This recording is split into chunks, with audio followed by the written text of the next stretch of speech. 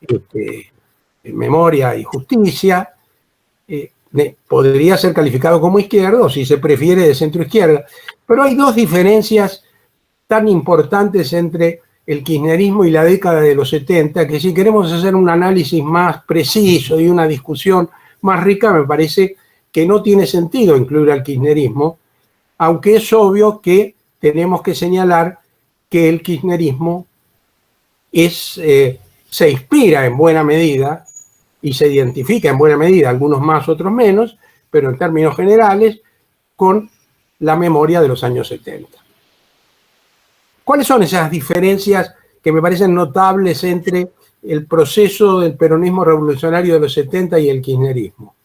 Bueno, uno, obvio, es que ese proceso de los años 70 tuvo a la lucha armada no como un componente más, sino como el eje central en un momento determinado, y eso fue lo que cada vez se fue afirmando como más importante y lo que determinó de algún modo también el desenlace de las cosas.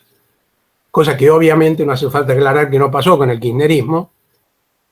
Y en segundo lugar, que la izquierda de los 70 es una izquierda que, si bien ya vamos a ver qué relación profunda tenía con la tradición peronista, qué relaciones importantes tenía con el movimiento obrero, en determinado momento, en lo que lo hace más característico de los años 70, por ejemplo, el proceso de constitución de las organizaciones revolucionarias armadas, no podríamos decir que nació del sistema político argentino, ¿no? En un momento, además, en que el sistema político argentino, los partidos estaban proscriptos y habían tenido un desempeño bastante pobre en esa década, digamos así, si exceptuamos al mismo, no como estructura partidaria, sino como gran protagonista de la lucha social de esos años.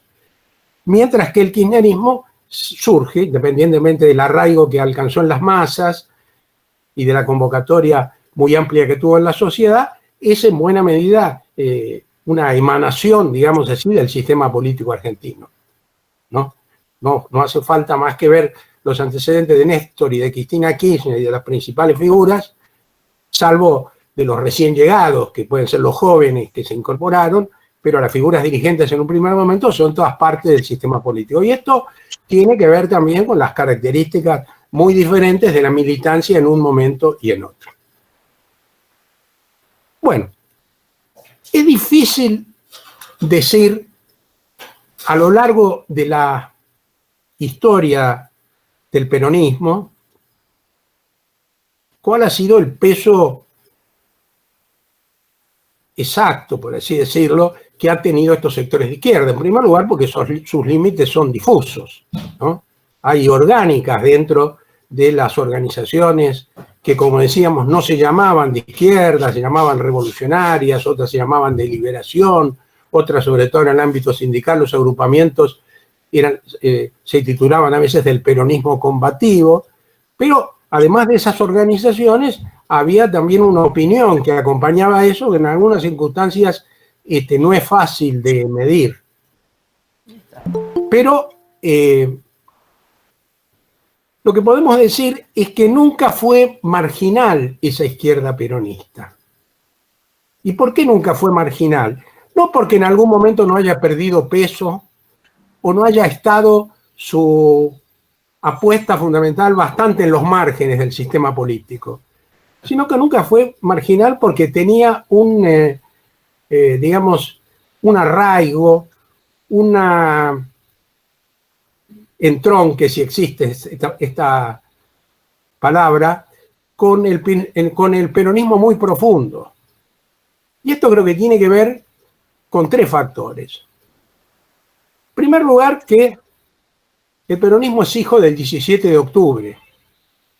Y todo peronismo que se conciba como partidario de una lucha radical para la transformación de las estructuras sociales, que se conciba como defensor obstinado de la justicia social, que tenga una un pensamiento que vaya más allá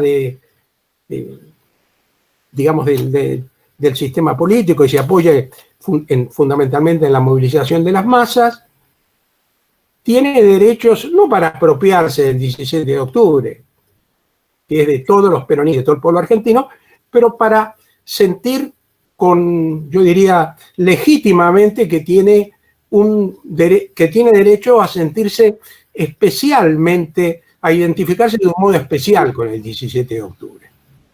Porque el 17 de octubre, si bien es como el acta de nacimiento del peronismo, bueno, es un peronismo que nace con las masas en la calle, en un acto que uno no califica de insurreccional, porque las insurrecciones en general tienen que ver con la violencia y con cierta forma de organización armada, pero que tuvo una característica absoluta de ruptura del sistema político y que incluso a pesar de que la participación de los sindicatos en el balance general que uno hace, cuánto sirvió esa declaración de huelga del 18 de octubre si al fin y al cabo la gente salió el 17, pero bueno, de cualquier manera hay autores que dicen la declaración que se tomó el día 16 también alentó de alguna manera, hizo que los trabajadores se sintieran más acompañados, digamos así, por las estructuras sindicales y facilitó la movilización, pero en cualquier caso está claro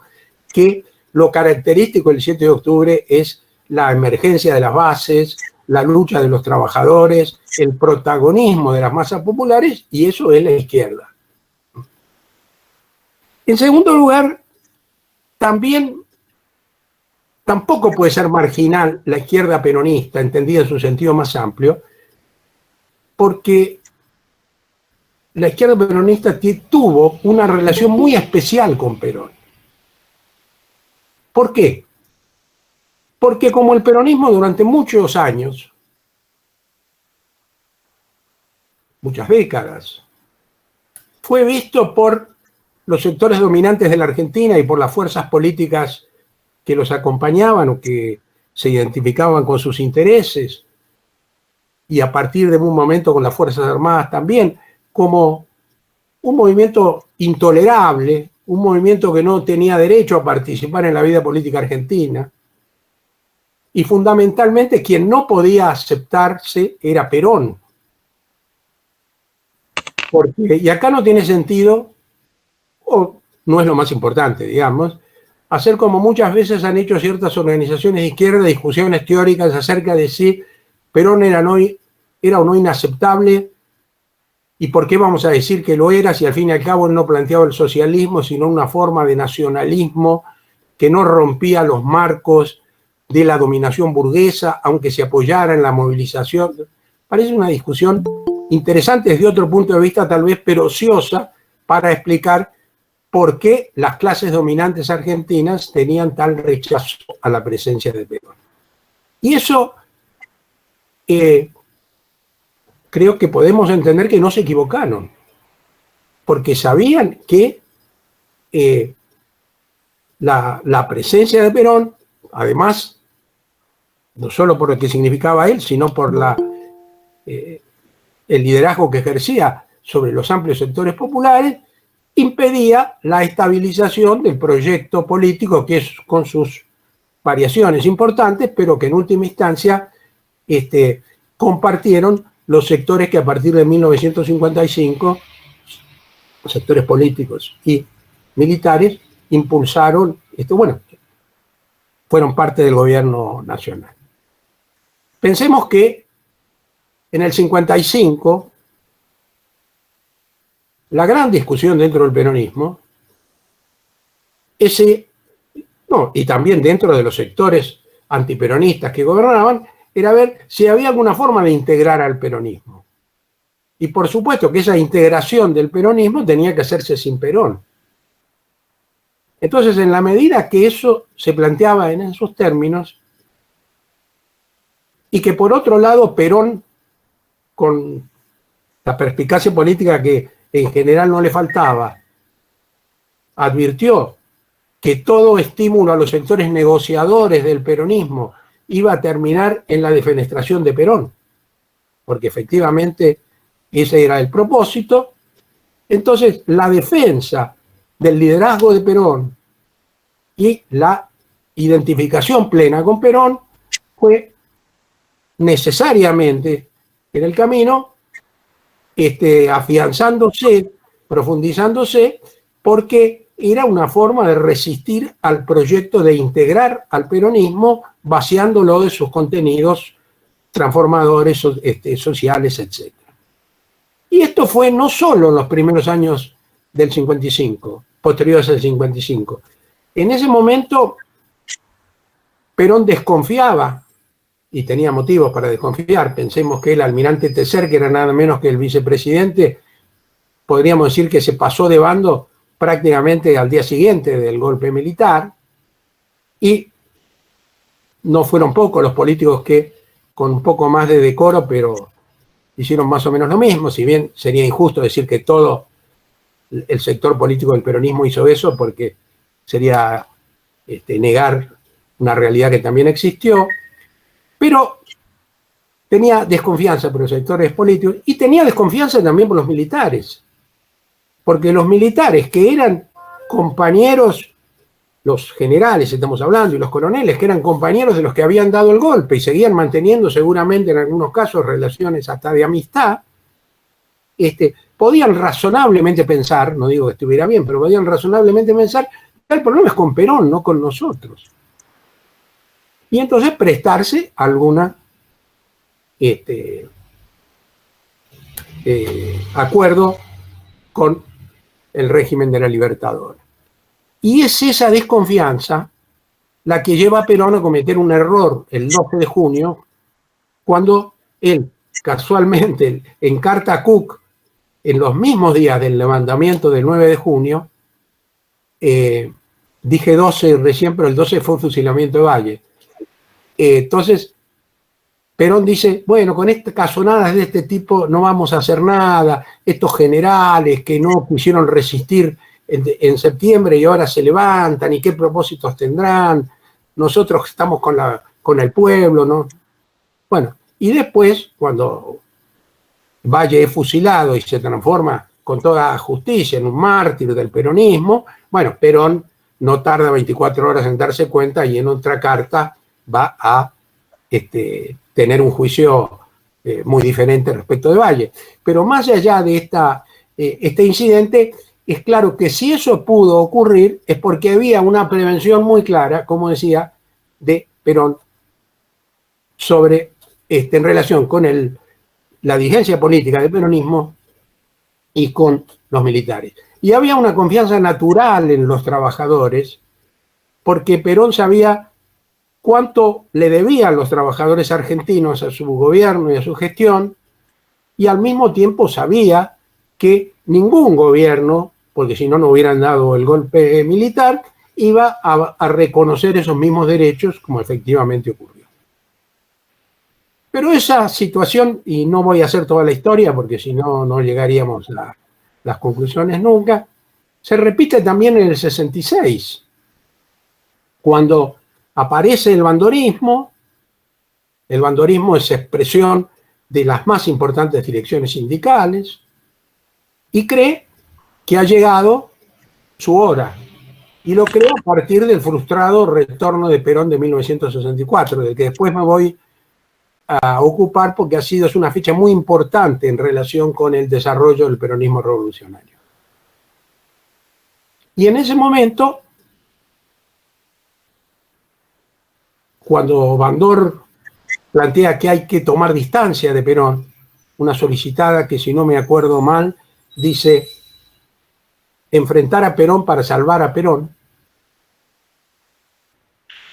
Bueno, y ese enfrentamiento, que en el terreno sindical era muy difícil de pelearle a Bandor, porque Bandor tenía efectivamente el control de los sindicatos más importantes y de las 62 organizaciones, se dirime en el terreno de la política en una elección en Mendoza, donde un candidato que no era del aparato peronista, que era peronista, si no me equivoco, ese candidato era Corbalán Nanclares, le gana una elección a Cerú García, que era el candidato de Bandor, que tenía el control del partido el partido neoperonista provincial por el cual se presentaba, y un aparato importante y la adhesión de los sindicatos, pero pierde frente a la clara directiva de Perón de que hay que votar por Corvalán Lanzar. Entonces, en ese momento, que es cuando se rompe las 62 organizaciones en dos, los que están con Perón y los que están con Bandor, para decirlo sin vueltas, lo que podríamos llamar una embrionaria izquierda peronista en el movimiento sindical, donde estaba la Fotia tucumana, de los trabajadores azucareros, donde estaba el gremio del calzado, cuyo secretario general había sido nada menos que Gustavo Rearte, una figura importantísima en la historia del peronismo revolucionario, el gremio de los navales, algún otro, pero que era minoritaria. Ese sector que estaba ya en el movimiento revolucionario peronista que se crea en 1964, después vamos a hablar de eso también, ese sector está en la 62 de pie junto a Perón. ¿Quién era el líder de la 62 de pie junto a Perón? Alonso. Si había algo que no tenía Alonso era de ser de la izquierda peronista, ¿no? Comparte con Bandor el triste destino de que le dio muerte a uno y a otro. No está muy claro si fue el mismo grupo o fue otro, pero Bandor era un hombre, mejor dicho, Alonso era un hombre que tenía la misma tendencia conciliadora de Bandor, sin los pergaminos que tenía Bandor de la primera época de los años, la segunda mitad de los años 50, en el momento de la resistencia peronista, cuando fue un líder muy respetado y, según dice Cook en su correspondencia con Perón, muy combativo, ¿no? Y ya que estamos citando, seguramente ese prestigio combativo, como señala Walsh, es el que le permitió alcanzar ese liderazgo que en esa época no se podía alcanzar simplemente siendo un dirigente sindical que negociaba bien con los empresarios o que organizaba bien su gremio. Pero bueno, entonces, ahí en ese momento apareció otra vez esta relación especial entre la izquierda peronista y Perón. Más allá de las discusiones ideológicas, que en esos años eran muchas, incluso en el movimiento obrero, los que estaban contra Perón le estaban marcando a la izquierda un camino, a estar en la defensa del liderazgo de Perón, porque el liderazgo de Perón, por un lado, garantizaba la unidad del peronismo, y en esto no se equivocaban. El proyecto de Bandor claramente dejaba fuera a un sector del peronismo, cosa que tal vez no le preocupaba tanto al bandorismo, porque era el precio que el peronismo tenía que pagar para ser aceptado como interlocutor político, y podía pensar Bandor, subestimando el liderazgo de Perón, que de ese modo, con un paquete de sindicatos tan importante, con una adhesión popular que imaginaba que en buena medida podía mantener, iba a poder cumplir un rol preponderante en la política argentina, cosa que, como sabemos, no ocurrió. Bueno, y la tercera razón por la cual la izquierda no solo tuvo centralidad en el peronismo, sino en la sociedad argentina, esta izquierda peronista, es que en los años 60, así como nosotros decimos hoy, el neoliberalismo está instalado en el sentido común de la sociedad. Vengo de una reunión anoche donde varios compañeros dijeron eso, y creo que yo también dije algo parecido. Y entonces se hace todo más duro cuando el neoliberalismo está tan instalado en la sociedad. En los 60, bueno, yo diría que el sentido común dominante entre la gente que se ocupaba de la política, por lo menos que participaba en las discusiones que trascendían, era de izquierda.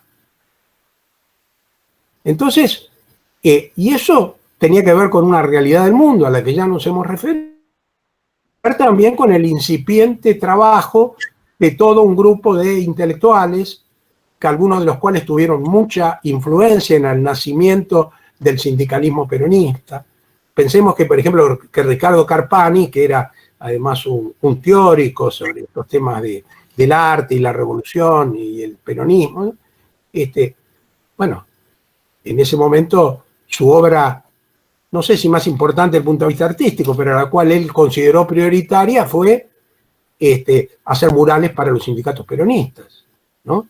Y había toda una corriente intelectual que iba teniendo cada vez más influencia, sobre todo a través del movimiento sindical, en las bases del peronismo. Bueno, si coincidimos en empezar desde los años 60, sin olvidarnos que la resistencia peronista empieza en 1955, pero podemos decir que hay dos periodos que no tienen una solución de continuidad muy clara, pero que parece que hay que diferenciar. Yo diría que hasta el Cordobazo. Y en ese periodo está claro que el movimiento obrero, los trabajadores organizados tienen un rol fundamental. Esta relación o esta presencia del movimiento obrero en el peronismo radicalizado, revolucionario, combativo, de liberación o como quieran llamarle, de izquierda, no siempre tuvo las mismas características. En un primer momento la resistencia tuvo muchísimo que ver con el movimiento obrero. En parte porque incluso había estructuras clandestinas del movimiento obrero que participaban, eran comandos. Si uno lee la correspondencia entre Perón y Cook, encuentra esta referencia permanente a los comandos. En parte también porque el movimiento obrero va, aunque no va a recibir la CGT hasta más adelante, durante el gobierno de Frondizi, va recuperando los sindicatos y cierto poder, por lo tanto, ciertas estructuras, y eso le permite, en la medida que los primeros dirigentes de la resistencia peronista sindical eran dirigentes imbuidos de esta vocación combativa, tienen, bueno, financian y ayudan y participan en medida importante en toda la actividad clandestina del peronismo. Hay muchas anécdotas de cómo se guardaban los caños en los sindicatos peronistas. Como todas las leyendas debe tener una parte de exageración, pero hay muchos datos muy concretos y hay algunos dirigentes que nunca han desmentido eso, que han señalado que tenían relaciones hasta orgánicas, diría yo, con el sector más militante del peronismo. En otros momentos, el sindicalismo, a medida que se va burocratizando, y esto todavía no implica una valoración crítica, quiero decir, en la medida que van teniendo que transformarse en dirigentes sindicales y no simplemente en militantes sindicales opositores a la dictadura, y se tiene que ocuparse de los convenios, que reciban la ley de asociaciones profesionales, que le permite ciertas garantías del control de los sindicatos, etcétera.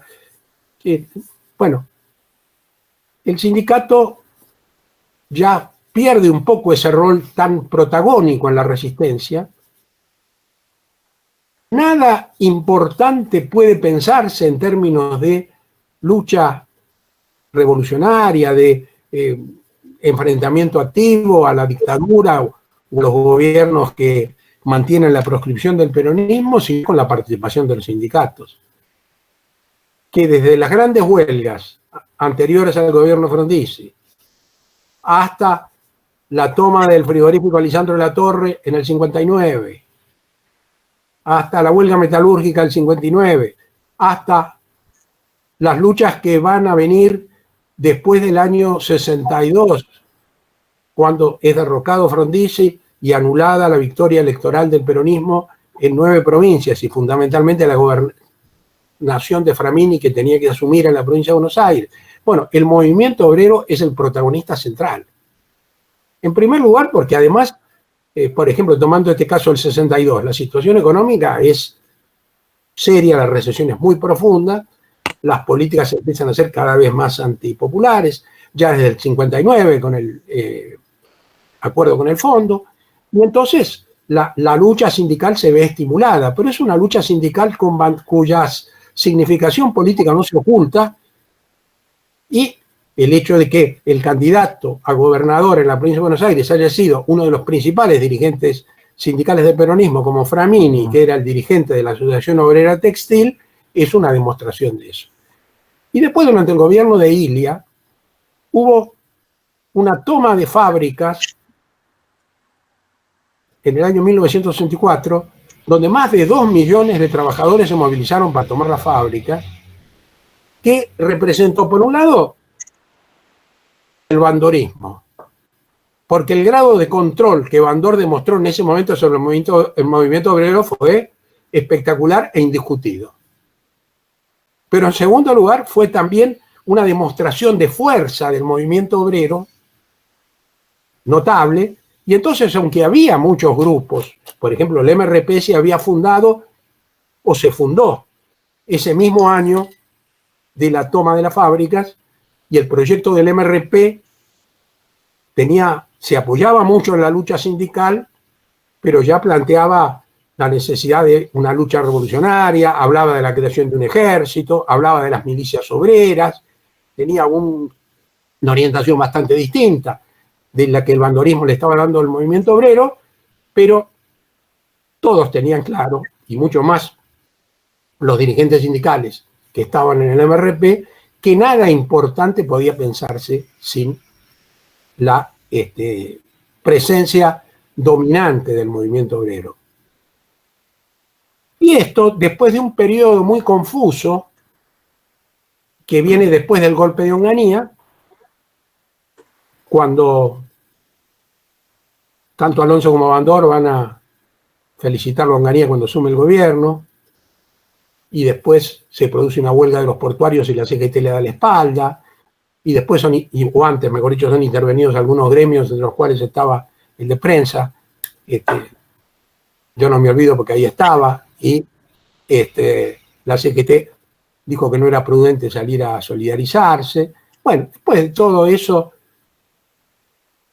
cuando viene el Cordobazo, bueno, primero cuando se constituye la CGT de los argentinos en el 68, aparece otra vez la alternativa combativa del movimiento obrero con una fuerza mayor que la que había tenido nunca, porque al fin y al cabo ganó una elección de un congreso de la CGT.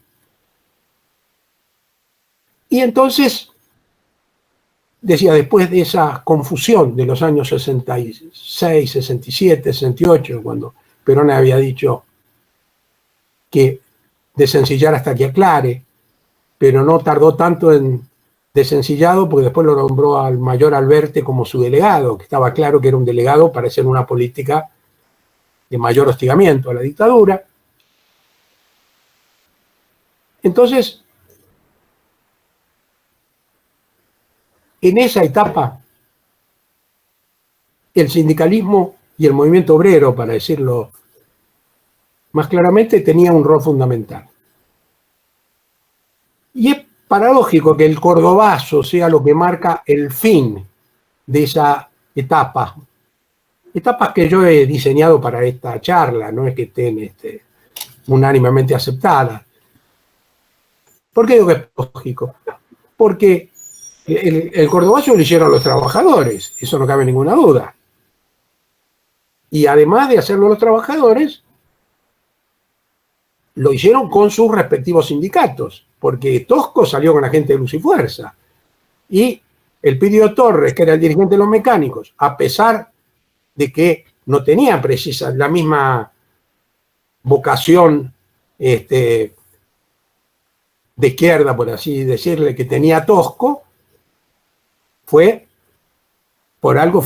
después condenado junto con Tosco por el Consejo Militar. En ese momento movilizó a su gremio y estuvo en la calle del Cordobazo. Pero a pesar de eso, las estructuras nacionales no participaron del Cordobazo, y el Cordobazo, que fue un movimiento muy importante en función de lo que venía después. Cordobazo es como si hubiera legitimado, por lo menos así lo entendieron los montoneros, cuando lo secuestran a Aramburu al año del Cordobazo, tratando de establecer una relación con el Cordobazo, como si el Cordobazo legitimaba ya la entrada de los trabajadores y el pueblo en la violencia, porque hubo violencia en el Cordobazo, por supuesto una represión feroz, pero no es mentira que la idea de los compañeros que allí participaron fue demostrar el descontento popular haciendo algunos destrozos las empresas imperialistas y, bueno, y alguna otra cosa. En ese mismo año 68 va a pasar algo que marca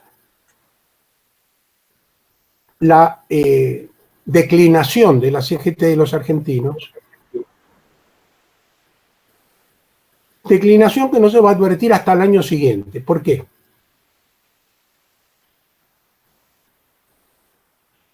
En el 68, Perón y Bandor vuelven a conversar. ¿Por qué vuelven a conversar? Porque en el 66, podríamos decir, todo los alejaba. Perón discutía francamente, mejor dicho, Bandor discutía francamente el liderazgo de Perón. Perón no podía aceptarlo. En el 66, uno podría decir que los dos se necesitaban, porque Bandor había mantenido, por supuesto, el control de su sindicato. De algún modo el bandorismo seguía siendo la corriente sindical más importante, pero había perdido la CGT, estaba en una posición incómoda frente al gobierno de Onganía, porque no quería apoyar a la oposición a Onganía, pero tampoco quería identificarse con lo que se llamaban los participacionistas, que eran los que comprometían toda su suerte con el gobierno de Onganía. Bandor, como había hecho siempre, quería preservar de alguna manera su poder manteniendo una cierta independencia. Y Perón seguía en Madrid y se daba cuenta que sin Bandor, y lo que Bandor significaba, no por la figura de Bandor, era muy difícil pensar en el proyecto de volver a la Argentina. Porque Perón pensaba, no importa ahora si lo pensaba bien o mal, eso lo vamos a ver después, pero pensaba que sin un acuerdo de toda la dirigencia sindical importante, él no podía venir a la Argentina. Porque además tenía que venir con el acuerdo de los empresarios también. Y entonces eso solo podía hacerse con la unidad del movimiento obrero. Vamos a volver, si me permiten, 4 años atrás, para que esto se entienda mejor, y vamos a explicar por qué fue tan importante el frustrado retorno de Perón. Bueno, el intento de retorno de Perón fue importante, en primer lugar, porque demostró que Perón quería volver. Porque mientras Perón estaba en Madrid podían decir cualquier cosa, bueno, él está ahí, cada uno le inventaba lo que quería inventarle, ¿no? Está ahí divirtiéndose, gastando la fortuna que seguramente ha atesorado. De su mujer Isabelita se tejían las más fantasiosas elucubraciones acerca de su personalidad y sus costumbres y sus cosas. Después demostró claramente que no era un genio de la política, eso no cabe ninguna duda, pero de cualquier manera tampoco confirmó que era esa mujer de cabaret que no podía estar relacionándose con la política. Bueno, entonces Perón quiere volver.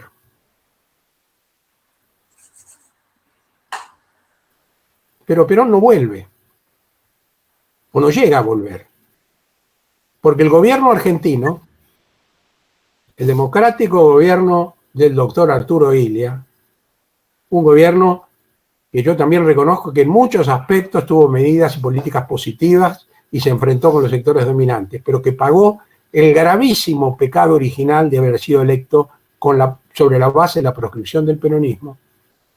Y entonces el democrático gobierno del doctor Ilia le pidió a las Fuerzas Armadas, a través de las Fuerzas Armadas Argentinas, le pidió a las Fuerzas Armadas del Brasil que lo detuvieran a Perón en el aeropuerto de La Gavea, creo que se llama, en Río de Janeiro.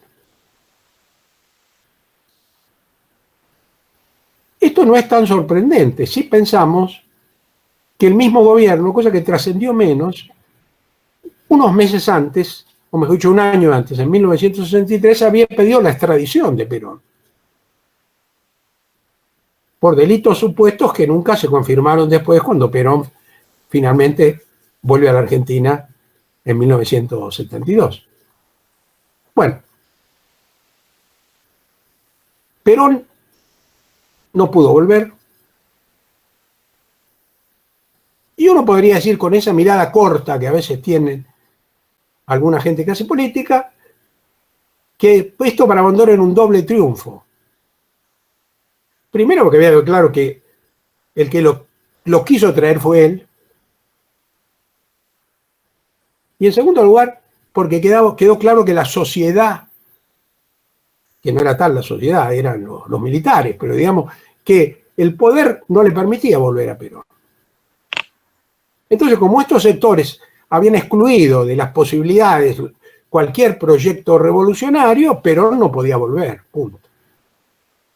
Entonces Cook da una charla en la Universidad de Córdoba en diciembre de 1964, que es importantísimo, porque ahí está muchos de los puntos fundamentales de lo que podríamos llamar la concepción teórica o las ideas del peronismo revolucionario.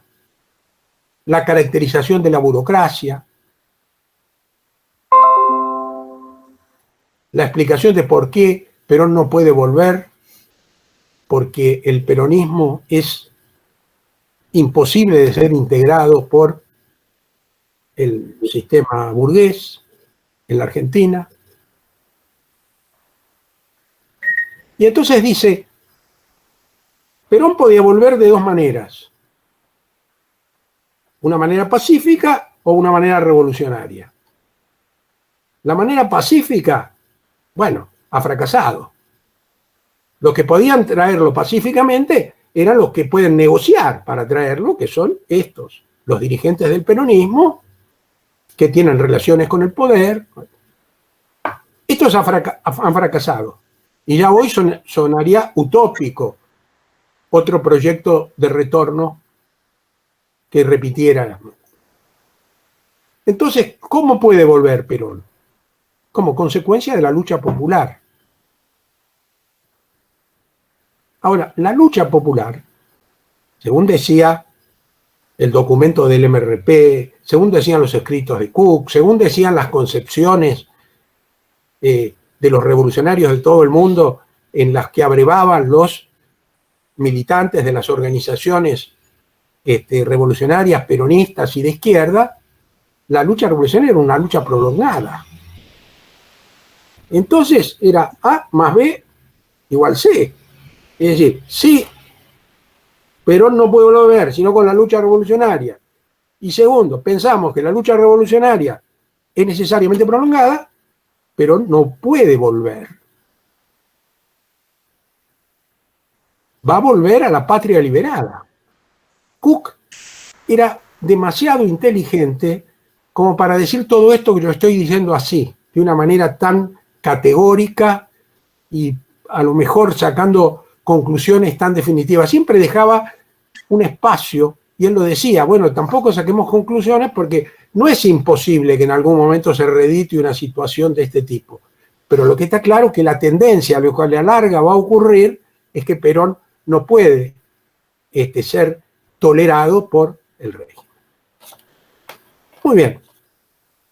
Esto tuvo mucha importancia, el frustrado retorno, en estimular a los sectores del peronismo que veían la necesidad de una salida revolucionaria.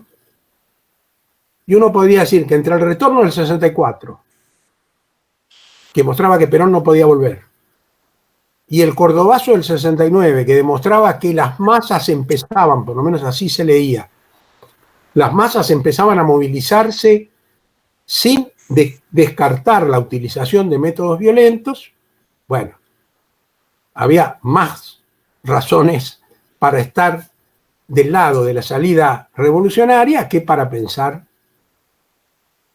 en otra cosa.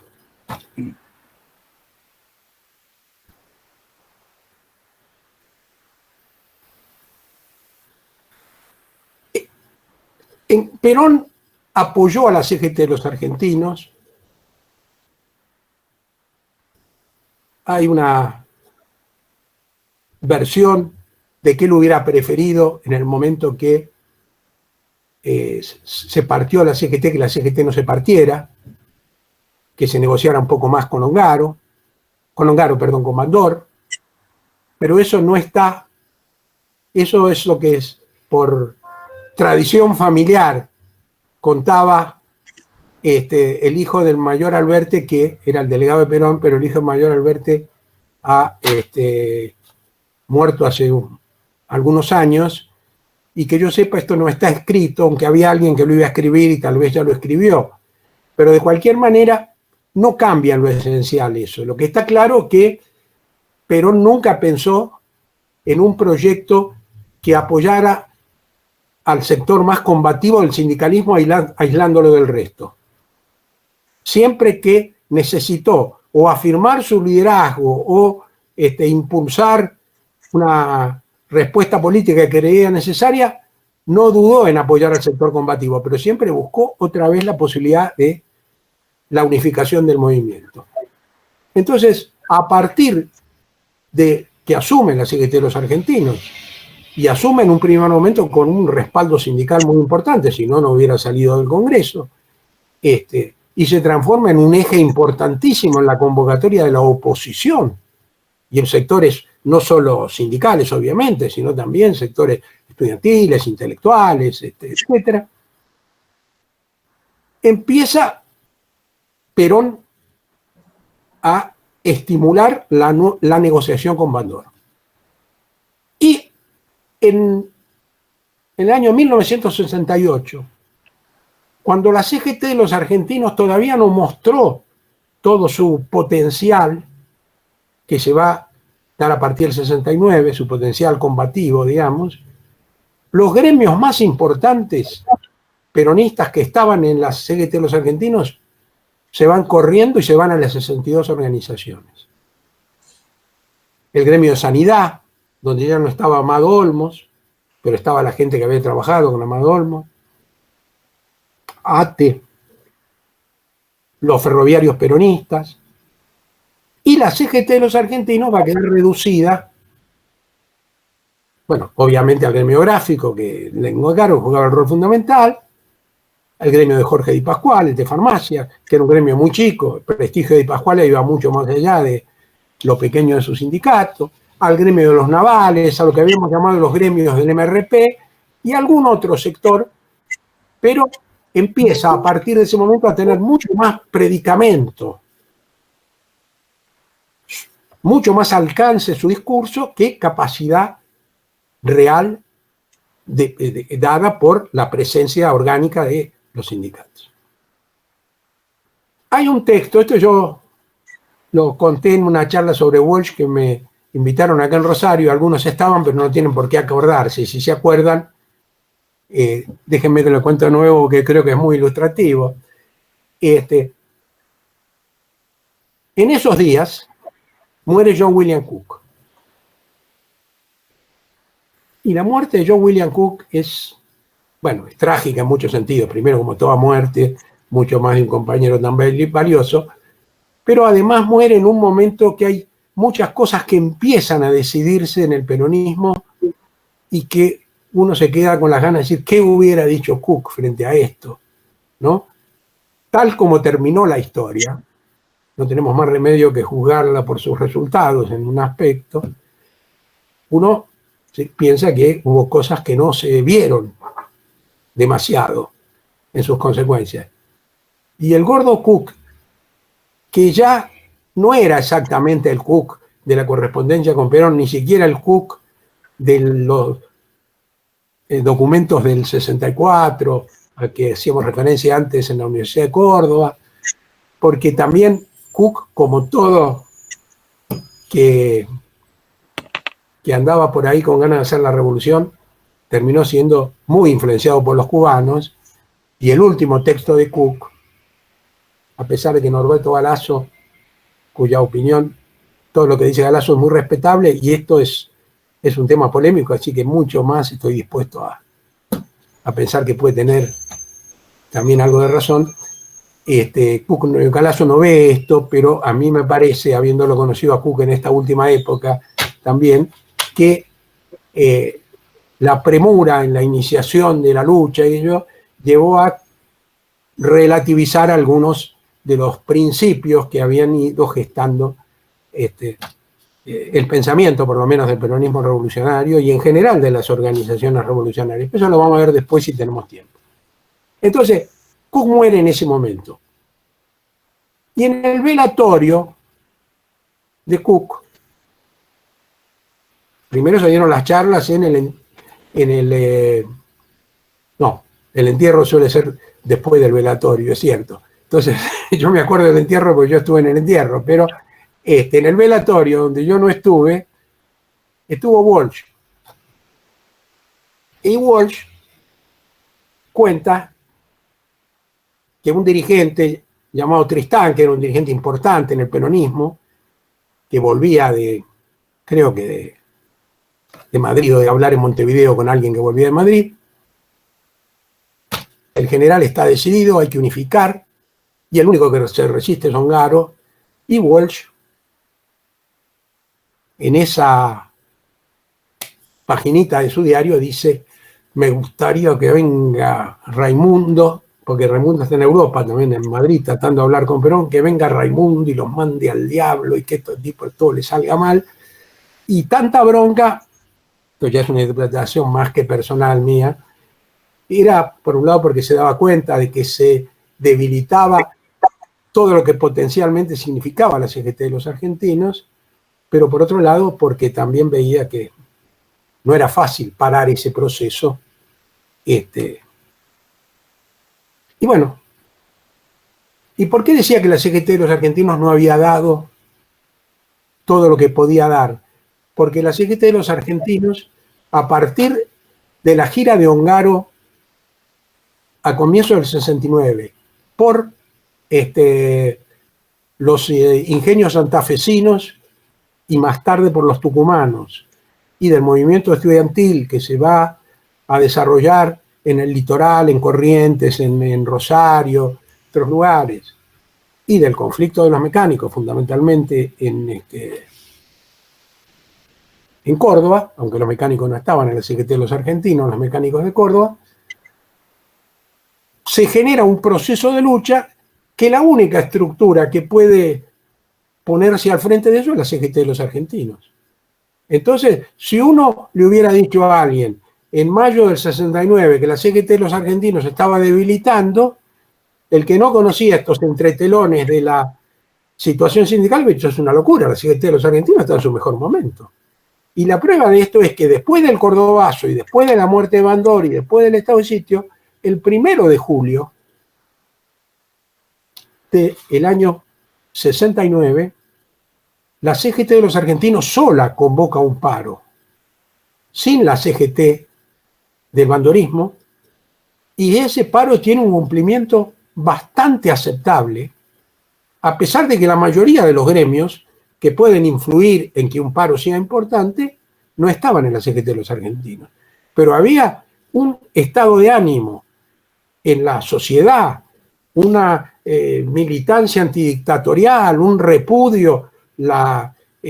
Bueno, 3 días antes lo habían matado a Emilio Jáuregui en una movilización en Plaza 11, había llegado Rockefeller, había una situación tal que la CGT de los argentinos se puso al frente de eso.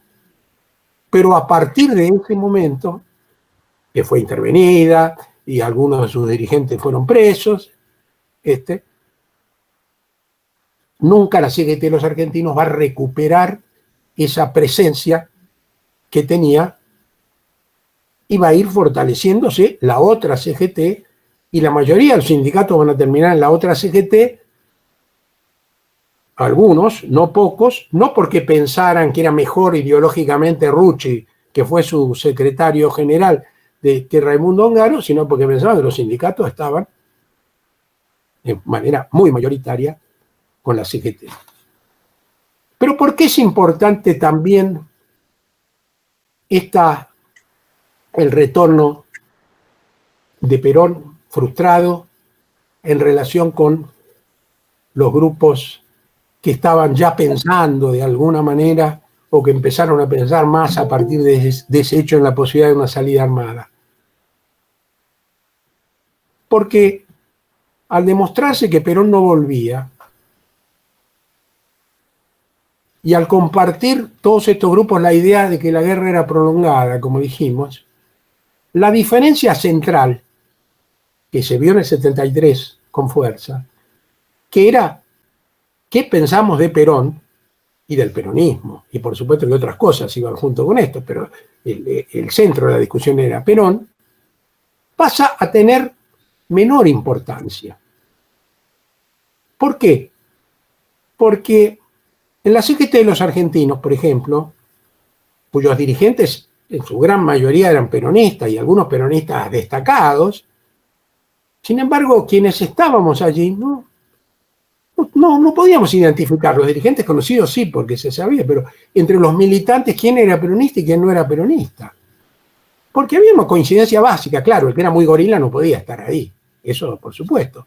Pero si un compañero era de un grupo que no se definía como peronista, pero se sentía cómodo trabajando con Raimundo Ongaro y entendía que ese era el sector más combativo del movimiento obrero y que entonces había que estar ahí, perfecto. Y si eso era la CGT de los argentinos, que era en última instancia una estructura sindical política, mucho más en los grupos armados, que los grupos armados, toda la discusión que tenían que hacer era qué comunicado ponían cuando hacían una operación, porque tampoco era tanta la tarea política que en esos momentos iniciales se hacía. Entonces, a veces coexistían grupos que pensaban lo mismo que había que hacer en el país, que era impulsar la lucha revolucionaria, que creían que la salida iba a ser a través de la guerra prolongada, que había que juntar a todos los que compartieran esa propuesta revolucionaria, y después según quién era el que hacía esa operación, digamos así, unos dejaba un comunicado o mandaba a los diarios un comunicado que terminaba diciendo por la lucha, seguiremos luchando por la vuelta del general Perón a la Argentina, y otros decían seguiremos luchando por el socialismo en las diversas acepciones en las que se distinguían en esa época, que había mucha gente que creía que sabía bien qué era el socialismo y que otros no lo sabían, y entonces se discutía mucho. Entonces, ¿por qué digo esto?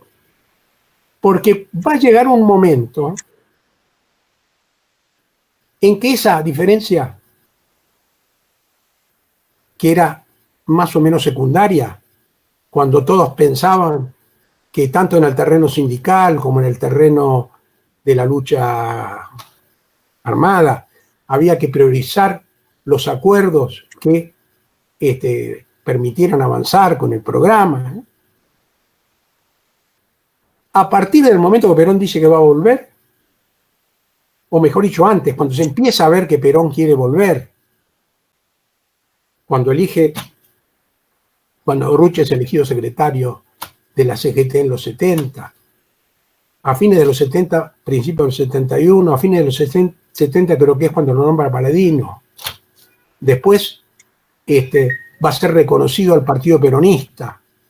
El Partido Peronista, no Perón, es como una manera de decirles, bueno, sí, ustedes no el gobierno de Lanuse, que ya ha convocado al GAN, ¿no? Al Gran Acuerdo Nacional, que era negociar con el peronismo, darle un lugar al peronismo, pero que el peronismo se alejara de Perón y aceptara la negociación con el gobierno. Entonces, cada vez va resultando más claro que Perón actúa como alguien que va a volver. El gobierno de Lanuse manda emisarios a discutir con Perón. El coronel Cornicelli, creo que era, que Perón, medio en serio, medio en broma, una vez le dice Vermicelli y con eso lo ha ridiculizado para la historia. Bueno, y entonces en ese momento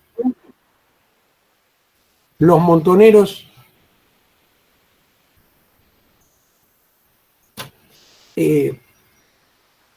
tienen el acierto probablemente más importante de su historia, que es darse cuenta que esa, en la medida que se vea como posible la reivindicación de la vuelta de Perón, esa pasa a ser la consigna central. Y eso no era fácil de entender en una militancia que estaba intoxicada, diría yo, ¿no? Por las discusiones muy valiosas, pero no siempre muy cercanas a la realidad inmediata. Pero está claro que en última instancia lo que legitimaba la lucha contra la dictadura, y particularmente la lucha violenta, era la falta de democracia en la Argentina.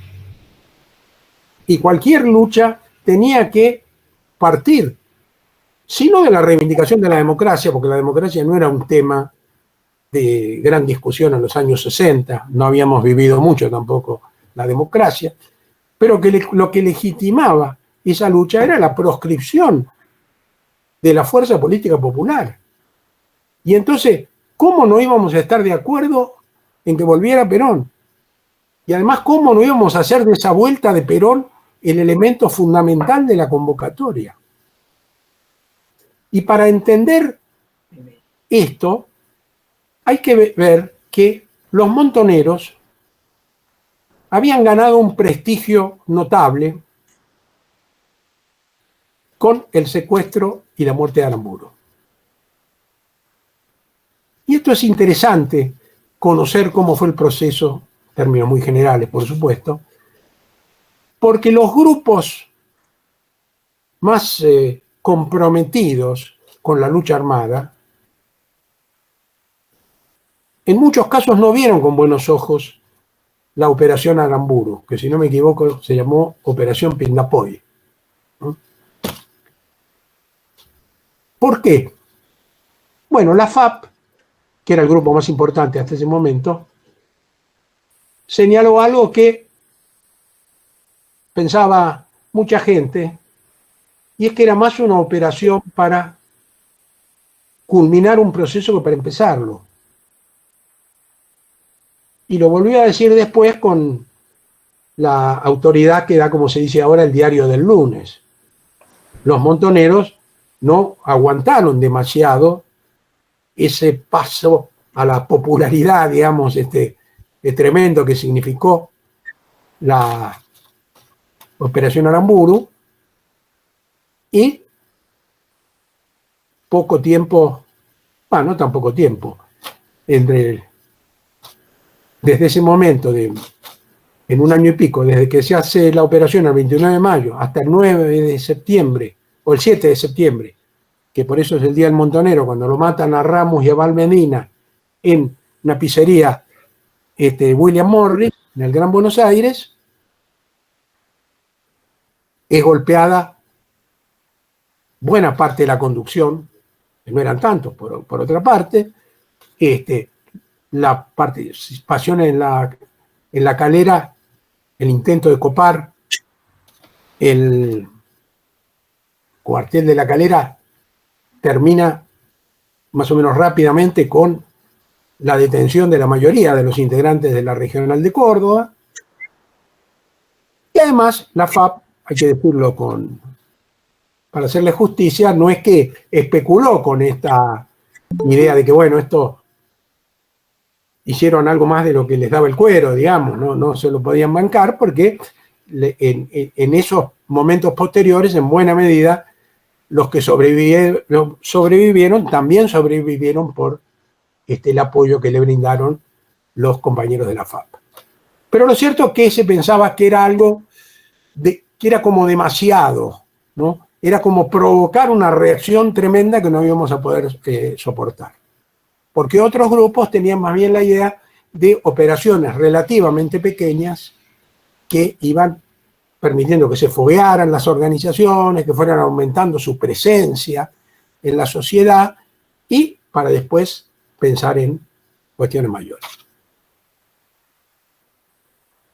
Por otro lado, las ejecuciones también tenían mala prensa dentro de los sectores revolucionarios, si bien había una larga tradición desde el anarquismo, pero Fidel Castro, en el año 64 también creo, cuando la guerrilla venezolana ejecuta al canciller de Venezuela, que aparece tirado en la vereda, ¿no?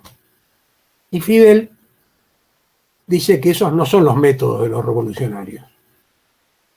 Esto tenía que ver con que en esa época todavía no habían aparecido los Tupamaros, los cubanos renegaban de todo intento de lucha armada en la ciudad, decían que eso iba a ser, hay una frase que te decían apenas bajabas en el aeropuerto de La Habana, y te la repetían todos los días hasta que te fueras, que era, Eduardo, o quien fuera, no olvides, la ciudad es la tumba de los revolucionarios. Pero además de esto, de que la ciudad es la tumba de los revolucionarios, había cierto, porque yo no recuerdo ahora ese discurso de Fidel plenamente, pero sí recuerdo que lo fundamental tenía que ver con una cierta idea de la ética revolucionaria. Estas cosas de matar así a la gente las hacen ellos. Nosotros les ganamos batallas, ¿no? Donde si tienen que morir, que mueran, pero... ¿no? Y la verdad, tengo que ser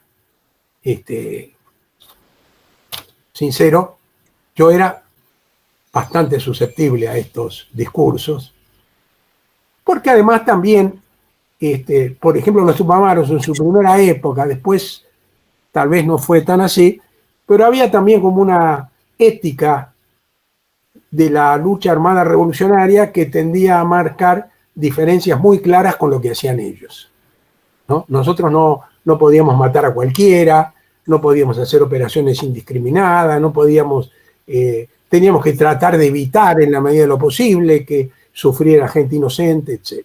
Bueno, acá obviamente no había ningún inocente porque Aramburu era el responsable del fusilamiento de 1956, pero después, todo esto que yo estoy diciendo, sin dejar de ser importante, fue superado, creo que Juan dijo algo al principio, por el reconocimiento que hizo el peronismo, y no solo el peronismo, pero fundamentalmente el peronismo, de ese acto de justicia histórica. Y esto es interesante porque no quita la validez de la otra discusión, pero muestra que la primera era una discusión entre los que estaban de alguna manera comprometidos con la militancia revolucionaria y las formas más correctas de llevar ante... Y la segunda era una discusión a nivel del pueblo. Y no quiero decir que el pueblo siempre tiene razón, que es un eslogan, pero hay que tratar de escucharlo al pueblo, ¿no? Y evidentemente fue más importante el sentimiento de desquite histórico que sintió mucha gente que se había sentido agraviada por esos fusilamientos y por toda la represión de la Libertadora y del Plan Corrientes y la persecución del peronismo, y eso fue el primer elemento que hizo de los Montoneros una organización con mucho reconocimiento. Pero esa organización con mucho reconocimiento estuvo al borde de desaparecer, como decíamos recién, después de lo de William Morris, cuando mueren sus dirigentes. Después muere Sabino Navarro, que va a ser el reemplazante de Abal Medina en la conducción. Y quiere decir que no bastaba con la Operación Aramburu, porque la Operación Aramburu hubiera podido capitalizar después otro grupo también si los montoneros desaparecían. Lo que fue importante es que los montoneros, al levantar esa consigna, en ese momento establecieron una vinculación muy fuerte entre el conjunto de simpatizantes peronistas, el conjunto de gente que estaba en la oposición a la dictadura, el conjunto de gente peronista en general y las organizaciones revolucionarias. Muchachos, los invitamos a movilizarnos todos juntos por la vuelta del general Perón. Y fue creciendo a partir de esta convocatoria, de tal modo la adhesión popular, las llamadas juventudes peronistas silvestres, porque florecían sin que nadie supiera muy bien cómo, ¿no? Que eso hizo que en un lapso no tan corto, pero ya para 1973, los montoneros eran una organización absolutamente distinta de lo que habían sido en su origen, y eran la más poderosa de las organizaciones peronistas y no peronistas, porque tenían una convocatoria de masas, una presencia territorial, una militancia, y eso quedó muy claro en la marcha a Ezeiza el 20 de junio de 1973.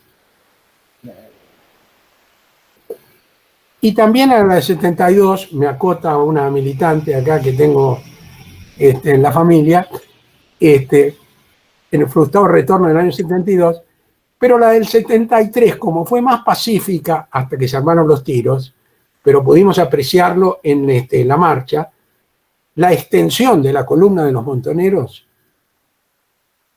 Bueno, yo nunca vi en mi vida algo ni de lejos parecido. Y ahí también se gestó un gran equívoco. Porque supongamos que habían 200, 300 mil personas en esa columna, que era la columna de Capital, ¿no? Yo recuerdo que íbamos con Lila en la columna de la Juventud Trabajadora Peronista de Capital. Y en esa columna era importantísima. Y esa columna iba con las banderas de los montoneros. ¿A qué iba esa columna? A recibirlo a Firmenich, que venía de hablar con Perón para expresarle la solidaridad con Firmenich. No, iba a recibirlo a Perón. En ese momento nadie se planteó si estábamos más con los montoneros que con Perón, porque por algo le íbamos a recibir a Perón. Y naturalmente íbamos con los montoneros porque era la estructura que nos parecía más importante y con la que teníamos más afinidad, ¿no?, del peronismo revolucionario. Pero tal vez algunos creyeron que se podía preservar esa adhesión de masas, olvidando que es cierto que habíamos ido todos en la columna de los montoneros, y lo mismo la gran columna de Zona Sur, que fue la que fue atacada, y otras, pero habíamos ido a recibir a Perón. Entonces la ruptura entre Perón y los montoneros necesariamente planteaba una situación muy difícil que, adelantándome, porque ya debo estar hablando un montón de tiempo, que necesariamente planteaba dificultades futuras para los montoneros.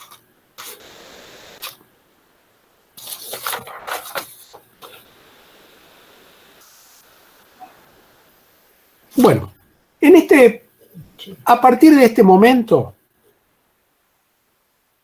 vamos a hablar mucho de los montoneros, porque siguió habiendo otras organizaciones revolucionarias, pero en el peronismo, y expresiones del peronismo sindical combativo, y grupos que sacaban publicaciones más o menos teóricas, que también merecen ser tenidos en cuenta, pero quedaba claro que la inmensa mayoría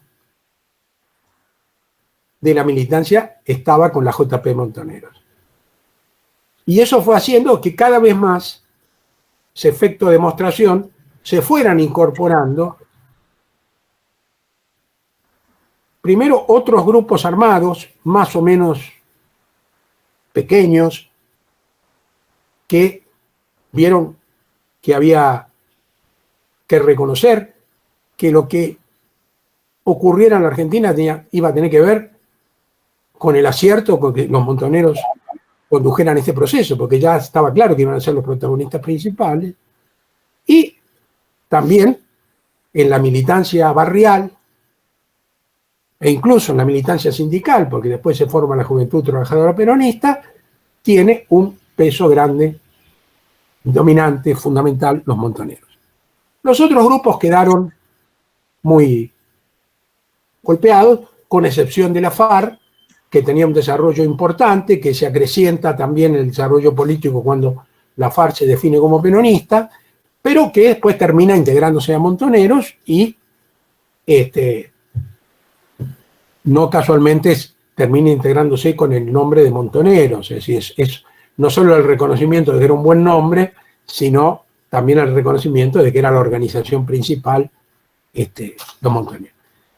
La FAP, que era una organización muy interesante, una organización que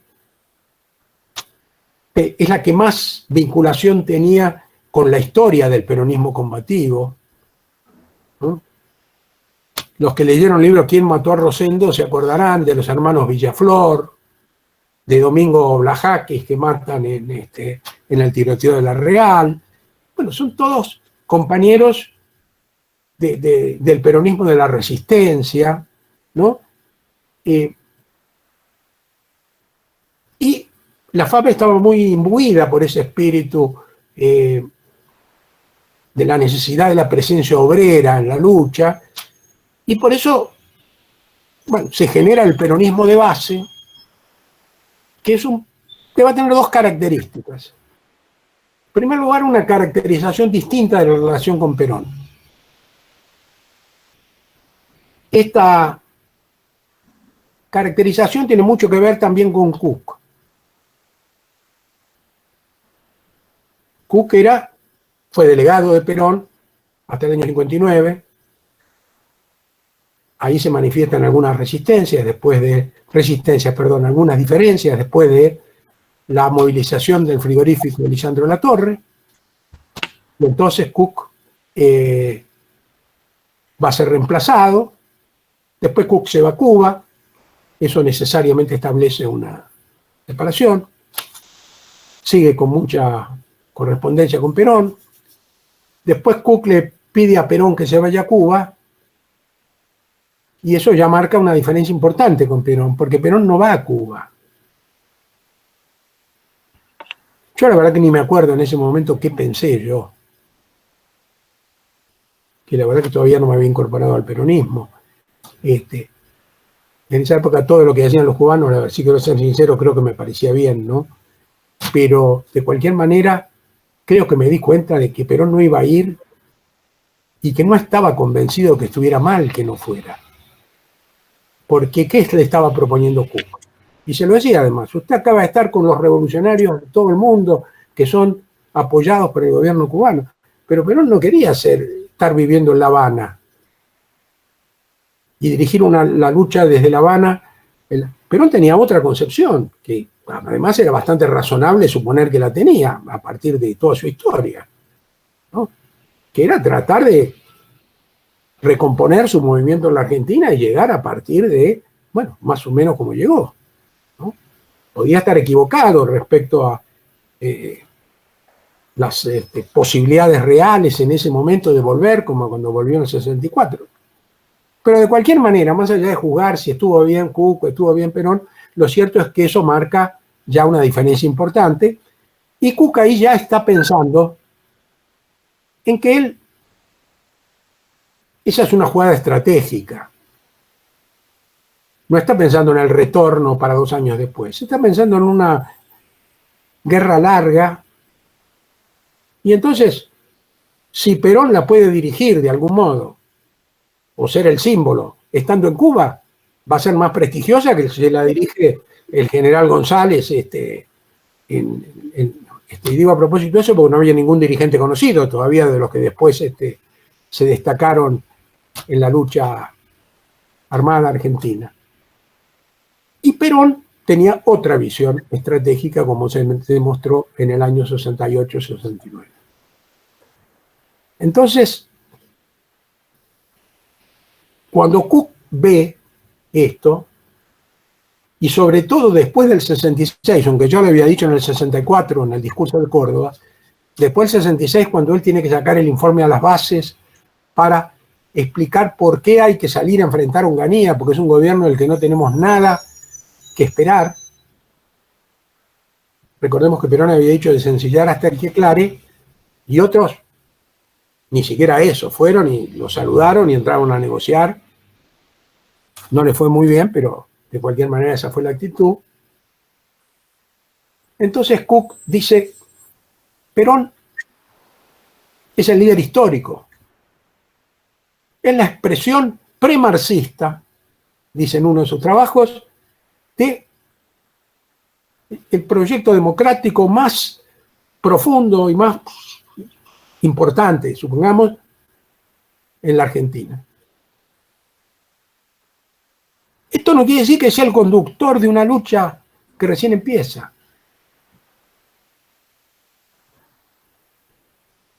Y esa definición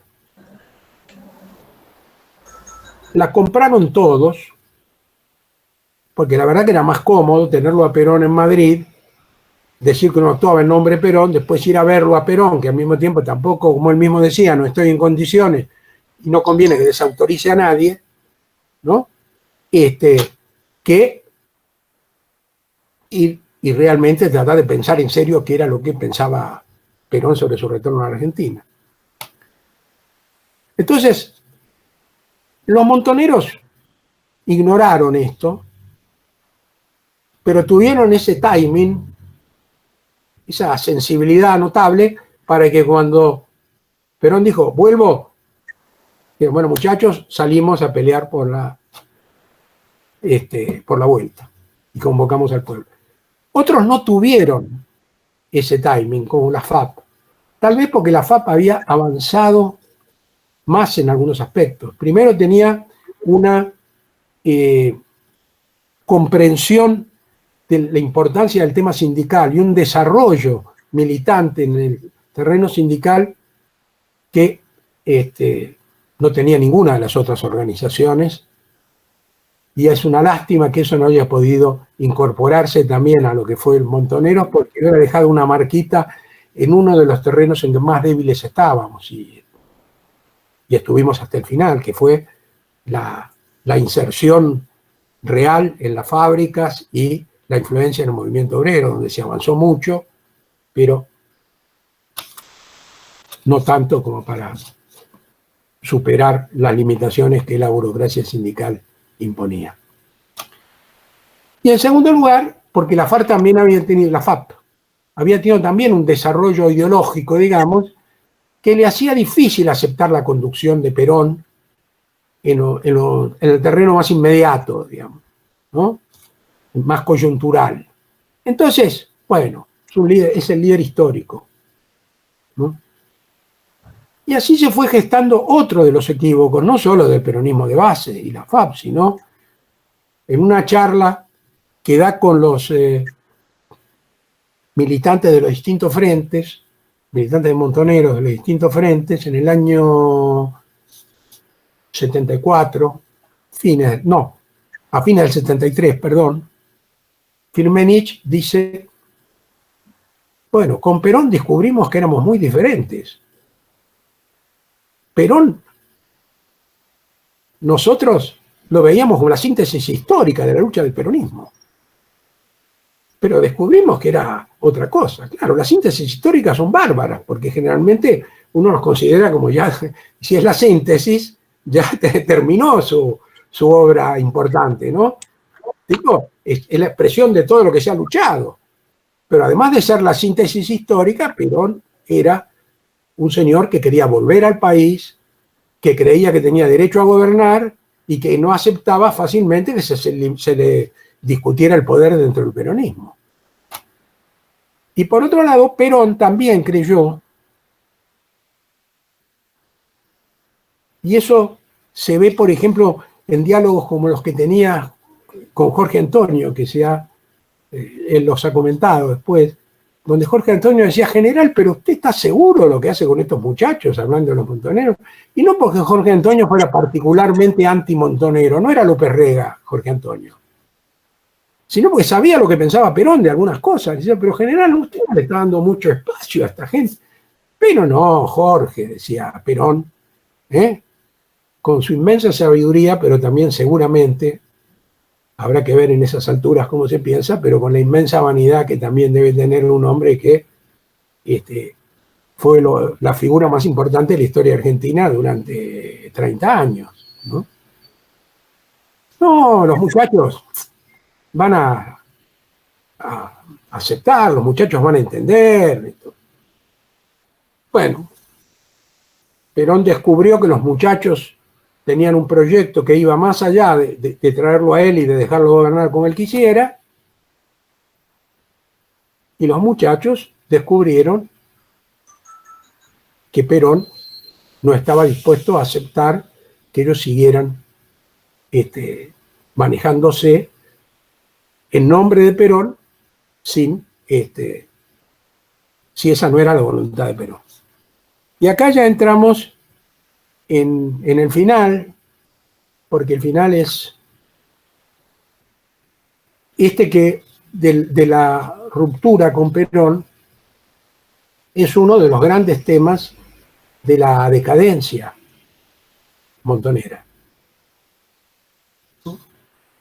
Uno puede pensar que había varias alternativas. Una era discutir con Perón, porque creo que, esto hay que entenderlo, uno ve el pacto social de Gelbar hoy, y a mí eso ya me ocurrió cuando estaba preso, no necesité esperar hasta que vinieran estos ministros de Economía del neoliberalismo, y piensa que eso sería hoy tocar el cielo con las manos. Una cosa extraordinaria. Sin embargo, hay que ubicarse en el momento histórico. Se creía que estábamos a las puertas, no sé si todos creíamos eso, ya hasta confieso que me cuesta un poco creer lo que yo creí, saber lo que yo creía entonces respecto a esto. Porque a veces uno piensa que tan tonto no debería ser, pero no sé. Pero lo que es cierto es que estábamos un poco pasados de rosca todos, en el sentido de que creíamos que lo que se había abierto era una etapa de transformaciones muy profundas. Entonces, ese plan de Gelbar, uno puede entender que finalmente los montoneros hubieran dicho: bueno, nosotros lo aceptamos, pero tenemos algunas diferencias porque nos gustaría que fuera más avanzado en algunas medidas. Pero yo creo que cometieron dos errores importantes. El primero fue el argumento con el que se opusieron al plan,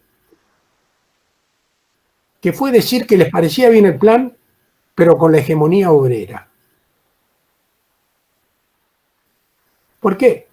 Está claro que en el proceso revolucionario hay que tratar de garantizar la hegemonía de los trabajadores, que son el sector más interesado en la lucha final por el socialismo, etc. Pero resulta que la izquierda peronista se había formado ridiculizando con razón a los grupos de izquierda que hablaban en nombre de los trabajadores. Entonces, si la CGT y la gran mayoría de los sindicatos del país, salvo algún pequeño sector combativo, en ese momento, defendía el pacto social, aunque lo atacara en la práctica, haciendo paros para mayores aumentos, pero políticamente defendía el pacto social porque esa era la idea de Perón y porque lo veían marcado en un proyecto general que se consideraba un proyecto popular. Nosotros podíamos plantearle críticas a ese proyecto. Podíamos ponernos a la izquierda. A lo mejor era lo que hasta el mismo Perón esperaba, que lo acompañáramos con un poco de viveza, ¿no? marcando algunas cosas, aprovechando esos años para ganar influencia mayor todavía en las bases, pero ese argumento ya... Y yo en estos días volví a pensar en eso, porque leí en el libro de María O'Donnell que Firmenich decía, el cordobazo fue el elemento que faltaba, la pata sindical. Como diciendo, ahí ya podemos libremente largarnos porque hablamos en nombre de los trabajadores que están habilitando la lucha armada, porque si ellos son los primeros en romper vidrieras y salir a enfrentar a la policía que los reprime. Y ahí hay que pensarlo si realmente en un país de la característica de la Argentina uno puede apoyarse solamente en la legitimación de la violencia por los trabajadores o si un proyecto revolucionario tiene que tener una mayor presencia orgánica, digamos, una mayor presencia dada por la participación de los trabajadores, y si además uno puede hablar en nombre de los trabajadores si es que todavía no ha alcanzado ese nivel. Bueno, esto, ¿cuánto he hablado hasta ahora? Hay que darle un lugarcito a las preguntas, Eduardo, ¿eh? ¿Eh? Hay que darle un lugarcito a las preguntas, acordate. Sí, por eso, puedo hablar 5 o 7 minutos más y termino. Dale. Bueno, porque querrán que alguna conclusión saque. Lo que falta de información en las preguntas va a ir apareciendo, pero yo creo que hay una cuestión, hay dos discusiones posibles sobre esto. Quiero empezar por decir que yo tengo una identificación notable, importante, con esa experiencia. Por eso, cuando me llaman setentista, no me disgusta. Y todas las críticas que he hecho y las que voy a hacer ahora no me hacen arrepentirme de haber pertenecido a esa generación y de haber participado en esa lucha. Y creo que eso tiene que ver con lo esencial, que fue entender que valía la pena comprometer todo por una transformación profunda del país, que hoy nos parece mucho más difícil, pero que entonces el mundo parecía decirnos que era posible. Y esta identificación es política, y me permiten la palabra, es ética también, porque es una manera de entender la política, pero para que esto sea ético, o se pueda hablar desde una perspectiva ética y valga, uno puede autorizarse a eso, que es muy pretencioso, tiene que estar dispuesto a la crítica también. Porque si no, todo esto es simplemente la defensa de algo que se hizo y nosotros nos dedicamos a impresionar, porque al fin y al cabo fue la generación que se animó a entregar su vida por el cambio, y entonces pasamos cualquier verdura atrás de esta bandera prestigiosa. Y me parece que no es correcto eso. Lo que yo creo como correcto, y esto es muy subjetivo, es reivindicar todo lo que pusimos legítimamente en esa experiencia, pero al mismo tiempo decir que esa es una experiencia derrotada. Y si esa experiencia fue derrotada, hay que ver los errores que se cometieron. Y cuando uno pierde un partido de fútbol por 2-1, tiene derecho a decir, bueno, pero ¿viste el referee? Y el tiro que pegó en el palo. Y entonces se va tranquilo, y tiene razón de irse más o menos tranquilo, porque al fin y al cabo podía haber sido al revés el resultado. Ahora, cuando uno pierde por goleada, no puede decir eso. Es decir, lo que acá se cuestionó no es simplemente el acierto en una operación, en un comunicado, en una actitud política en un momento. Lo que acá está en discusión, y lo vio Walsh en aquellos papeles que le dirige a la conducción montonera, que siguen sin respuesta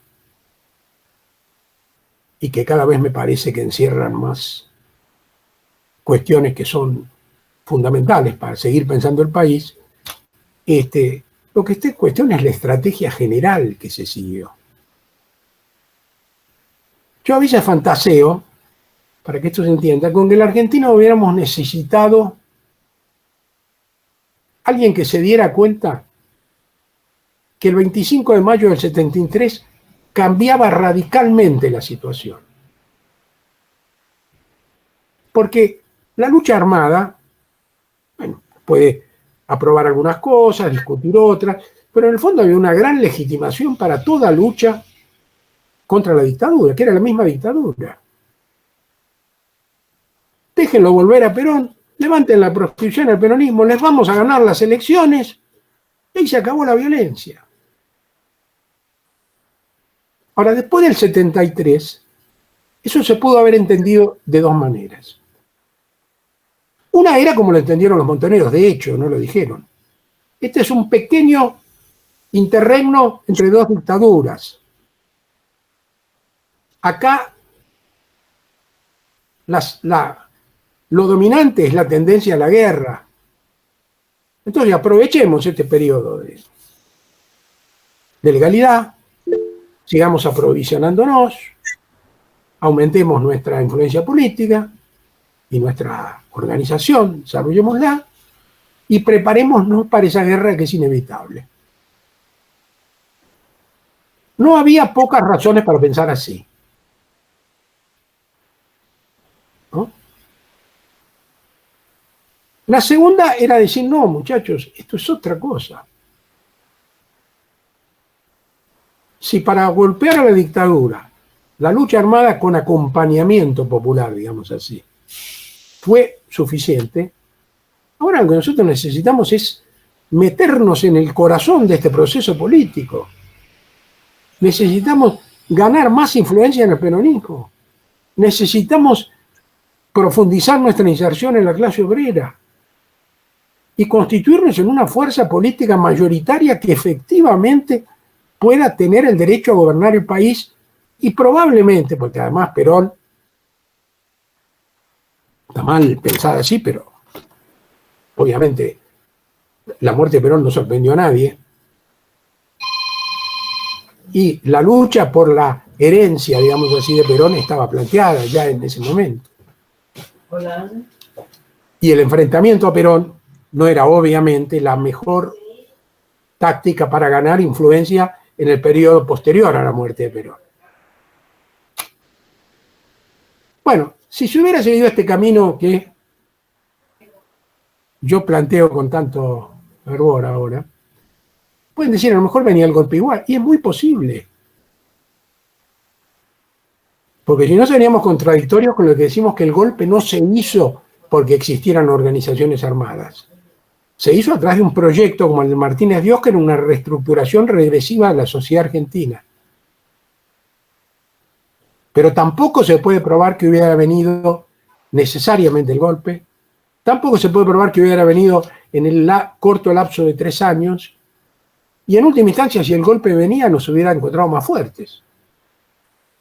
Salvo que creamos que solamente lo que nos daba fuerza era el desarrollo de la estructura militar.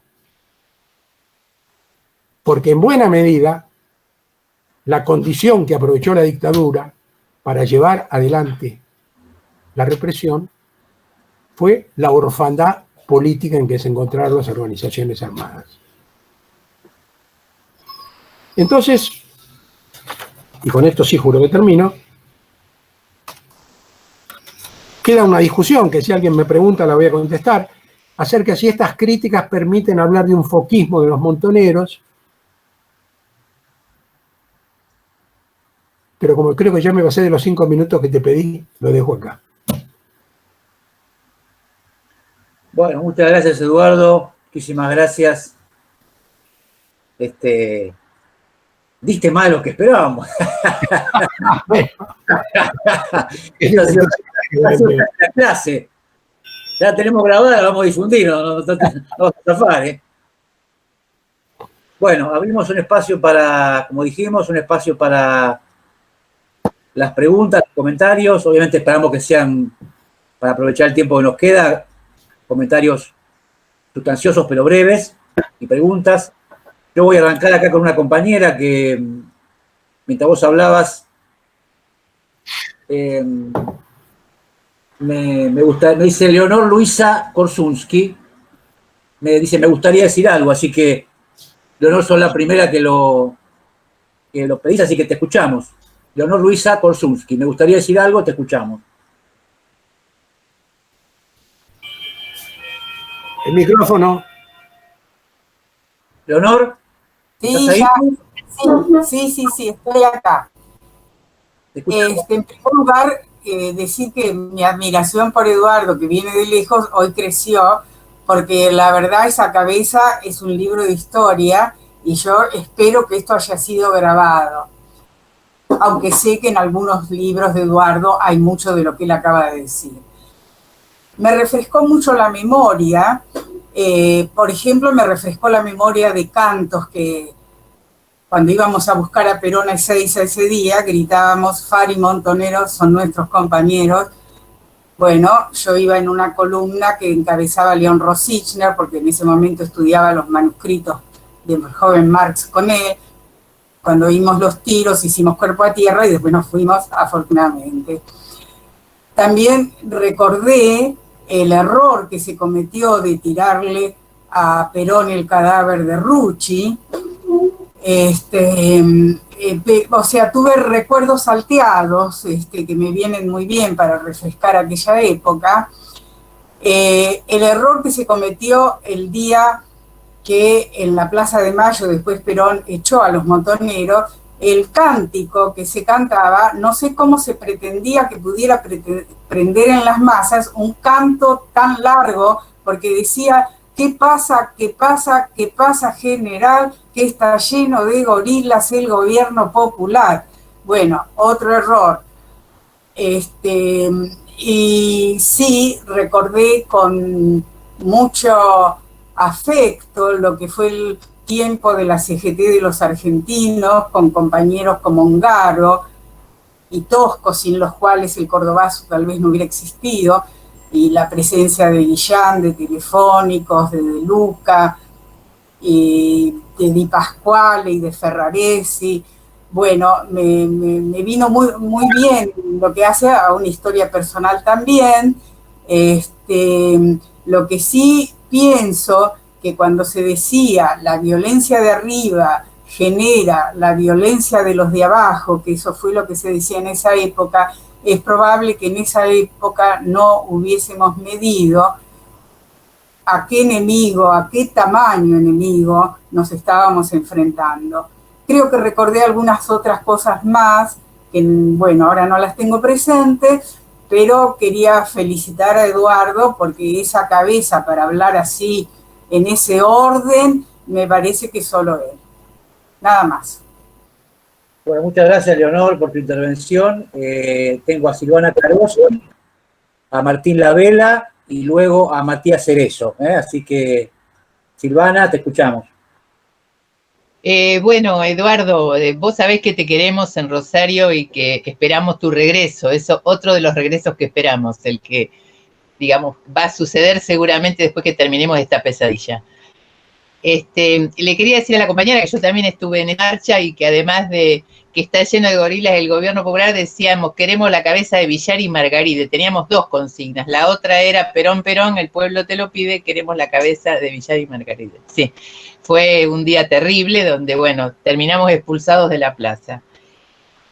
Respecto de las preguntas que quería hacerte, Eduardo, quiero ser puntual porque son algunas pero muy puntuales y querría que me digas qué pensás sobre esto.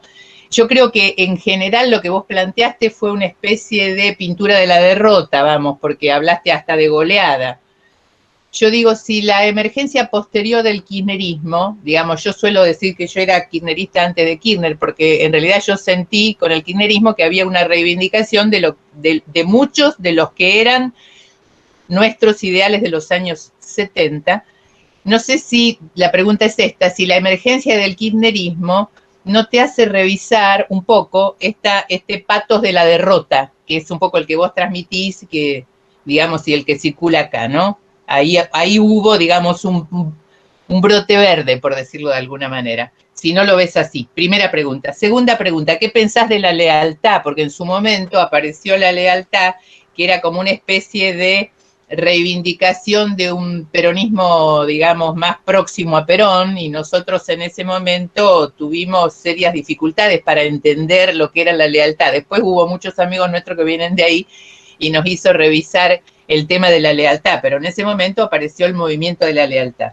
Y la tercera y última cortita es qué pensás de este círculo de revisión de la violencia que inició Oscar del Barco y que tuvo algunos personajes como Héctor Leis y varios más que revisaron, digamos, esta situación de la mutua violencia de los años 70 que también pintó el libro de nuestros años 60 de Oscar Terán, donde no solamente, digamos, había una violencia argentina, sino que había un contexto, digamos, de triunfo de la violencia que seguramente nos traspasaba. Bueno, gracias, Silvana. Eduardo. No, la voz, el micrófono.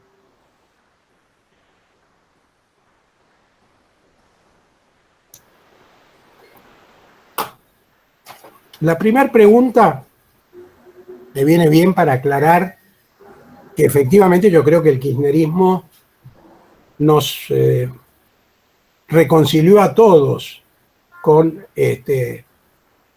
los 70, pero porque vimos que esto que yo digo hoy, me identifico con esta generación, a pesar de las críticas que hago, y era legítimo que nos propusiéramos transformar el mundo. Bueno, me parece que eso se demostró además de que no era simplemente algo que pensábamos los protagonistas de esa época, porque no podíamos irnos a dormir tranquilos pensando que habíamos sido derrotados sin ser imitados ni por nuestra familia, ¿no? Sino que, al contrario, para hacer política hoy en la Argentina, el movimiento popular más importante, que es el peronismo, es su expresión más importante dentro del peronismo, el kirchnerismo, bueno, volvió a los 70. Y volvió de una manera muy virtuosa, pienso yo, porque reivindicó en bloque a la generación de esa época, a la voluntad de transformar el mundo, pero ni Néstor ni Cristina entraron en la discusión que podían haber hecho, que al fin y al cabo eran militantes universitarios de la JUPO, o las expresiones parecidas en la Universidad de La Plata, que debían ser tan chicaneros como todos los militantes estudiantiles en todo el mundo, ¿no? Podrían haber discutido así, porque mientras unos querían tal cosa, nosotros comprendimos que Perón, qué sé yo. No. Reivindicaron las grandes cosas y claramente mostraron que estábamos iniciando otra etapa. Y que entonces, lo más que podíamos pretender desde los 70 era que eso sirviera de inspiración, que se estableciera una continuidad histórica, pero al mismo tiempo una diferencia clara. Así que yo estoy de acuerdo con lo que vos pensás, que está implícito en tu pregunta, y quiero hacer una aclaración. A veces uno, para animarse a decir alguna cosa, tiene que plantearla con fuerza. A mí no me resulta grato ni fácil hablar de la derrota, ni mucho menos explicar por qué fracasamos, porque aunque yo no fui el comandante de los montoneros, participé en esa experiencia hasta cuando estuve preso, seguí participando de algún modo, y lo siento como un fracaso propio también. Entonces uno, para poder explicar o para poder enunciar estos fracasos, tiene que darse fuerza, ¿no? Y decir, nos ganaron por goleada. No me resulta simpático decirlo, pero tampoco nadie que tenga en cuenta los 30.000 desaparecidos y el desastre que hicieron en este país puede decir que perdimos 2-1, porque tal vez no sea la mejor manera de decirlo, pero quise reflejar, y además por una cuestión que pensé mucho cuando estaba preso, que nosotros nos equivocamos porque subestimamos al enemigo, pero no éramos solamente una pequeña patrulla, porque eso tampoco les hubiera servido a ellos para justificar una represión como la que hicieron. Hay momentos que hasta me animé a pensar, ¿será una macana que llegamos a ser tan importantes y a tener tanto peso político? Sí. Porque a nosotros, como se demostró en la dictadura que terminó en el 73, no nos derrotaban simplemente con 2 o 3 medidas. Sí. Tuvieron que desarrollar el terrorismo de Estado. Porque efectivamente, aunque esa organización que teníamos era muy débil para enfrentar lo que significaba el terrorismo de Estado, que quería decir todo el Estado está en la represión, era demasiado grande como para justificar, y para colmo, como nosotros también hablábamos de guerra, bueno, y éramos grandes y hablábamos de guerra, entonces los tipos dijeron, bueno, esto nos habilita a hacer lo que hicimos. Segunda pregunta, la lealtad. Yo en ese momento tuve una visión muy crítica de la lealtad, sí, pero que en buena medida he revisado. Porque uno participaba de ese proceso de radicalización general, y en mi caso, yo que venía de la izquierda, que el peronismo hubiera desarrollado un proyecto como el de los Montoneros, me parecía extraordinario, y entonces me parecía que la lealtad venía a retroceder en esa necesaria radicalización ideológica, etc. Pero después creo que la lealtad fue una manifestación de que no se podía encarar de ese modo el proyecto, la relación con Perón. Yo creo que lo dije en la charla, y me parece que eso fue bueno que se señalara, y que no se discutió demasiado, como no se discutía nada en realidad, demasiado, ¿no? Por otro lado, también hay que decir, para no exagerar la importancia de la lealtad, que la lealtad no pudo gravitar políticamente como se proponía, planteando una alternativa distinta que mantuviera muchas cosas de los Montoneros, pero que estableciera una relación más amigable, digamos, con Perón. A la lealtad se la tragó la polarización, ¿no?, que nos arrastró de alguna manera a casi todos en ese momento. Y la tercera pregunta, del barco. Mira, yo creo que los intelectuales a veces exageran la influencia que tienen, ¿no? Estoy leyendo a Del Barco, que es una persona, bueno, a él seguramente no le gustaría esto que estoy diciendo, pero por quien yo tengo un profundo respeto intelectual. Y hasta simpatía política, porque por la que tengo por el grupo pasado y presente, ¿no? Me parece que por momentos se escribe como si él fuera el responsable de que haya habido lucha armada en la Argentina. Eso es una forma de soberbia en realidad, porque nos hacemos cargo, decimos, no, yo me critico porque yo contribuí a que hubiera lucha armada en la Argentina, y eso no puede tolerarse, ni una sola vida humana que sea... Y yo pregunto, ¿por qué no planteamos la cosa de otra manera? Con Del Barco, sin Del Barco, iba a haber lucha armada en la Argentina. Esto hay que plantearse, ¿es legítima esa lucha o no? ¿Nació de un repollo?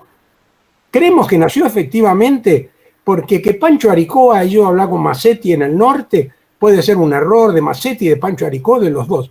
Pero es un episodio más en la historia de la lucha armada en la Argentina.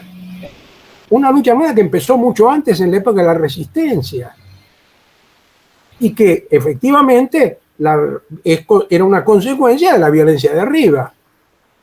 Entonces, a mí me parece que esa discusión se ha deshistorizado, se ha planteado puramente en el terreno de la ética, y eso seduce en un sentido, porque todo es, a mí por lo menos me cuesta, si me preguntan, pero ¿se justifica una sola vida humana sacrificada? Y bueno, es difícil decir sí, se justifica tampoco la pavada, ¿no? Como puede haber alguno, supongo, que diga, bueno, no importa, matamos 50, 5.000, 500.000, acá había que liberar la Argentina, ¿no? Que al fin y al cabo no la liberamos tampoco. Entonces había que ser muy cuidadoso de esas cosas. Claro. Pero no creer que nosotros inventamos la historia. A veces podemos equivocarnos en eso, porque en algunos aspectos que fueron un episodio, aunque como todas las cosas iniciales uno tiende a agrandarlas, bueno, hubo un momento, a 66, 67, que algunos tuvimos una participación en instancias fundacionales de donde después fueron los grupos armados. Pero si no hubiera sido así, hubiera sido de otra manera. Lo que había era, yo lo dije hoy, el MRP, que era una organización revolucionaria del peronismo donde había centenares de militantes en todo el país, de sindicatos, ¿no? Planteó la necesidad del ejército y de las milicias obreras en el año 64. En enero del 69, antes que apareciera ninguna organización armada, bueno, que apareciera con fuego, digamos, hubo un plenario de las juventudes peronistas, muy numeroso, donde todos dijeron que el camino era la lucha armada. Entonces, lo de Del Barco, me parece que es, no sé, que es una mirada equivocada y, por supuesto, instrumentada por gente que quiere cuestionar en bloque la experiencia de los 70. ¿No? Gracias. Bueno, gracias. A ver, teníamos a Martín Lavela y a Matías Cerezo. Martín Lavela, te escuchamos. Sí, una cosita. Había alguien antes que quería hacer una pregunta. Estaba por dar que Cine Debate la Larrazábal, pero temo que se haya ido tal vez. Si estás ahí. Se fue. Cine Debate la Larrazábal, ¿estás? Creo que se fue, creo que saludó. Tenía una pregunta, pero bueno. Como saludó, entendí que se había retirado, por eso le di la palabra a Martín. Bueno, listo. A ver, yo no sé bien cómo elaborarla, pero un poco es una pregunta por lo que no fue, digamos, más que nada.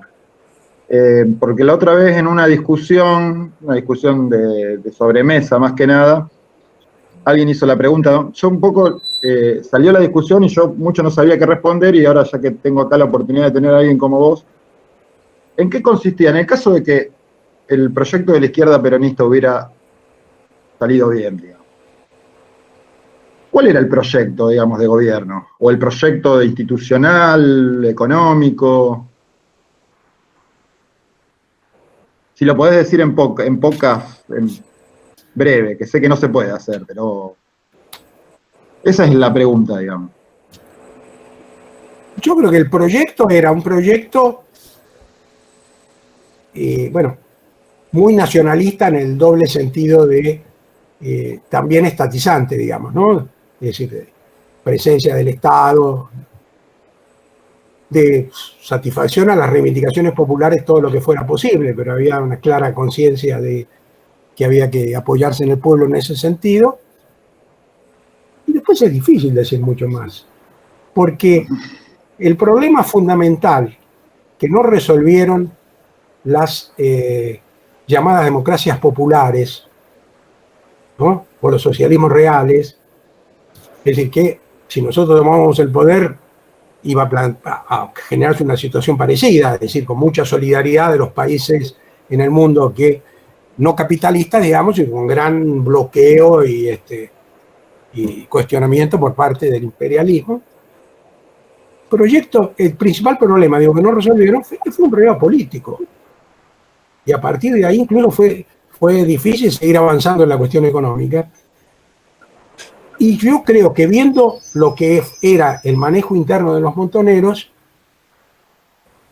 no habría que haber esperado, por lo menos en un primer momento, supongo que si hubiéramos ganado hubiera habido tantas transformaciones, pero también la dirección hubiera estado más que legitimada, ¿no?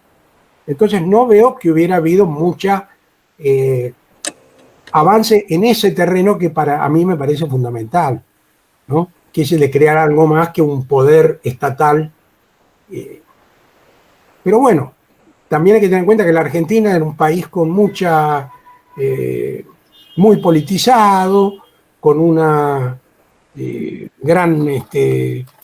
una militancia muy grande, con un nivel de conciencia y de instrucción también muy grande. Entonces, bueno, no sé, yo creo que hubiera valido la pena, por supuesto, y estaríamos ahí todos los que estamos acá peleando porque eso fuera lo más participativo y lo más justo y lo mejor posible, pero es difícil decirlo, porque es una discusión que no se daba mucho, ¿no?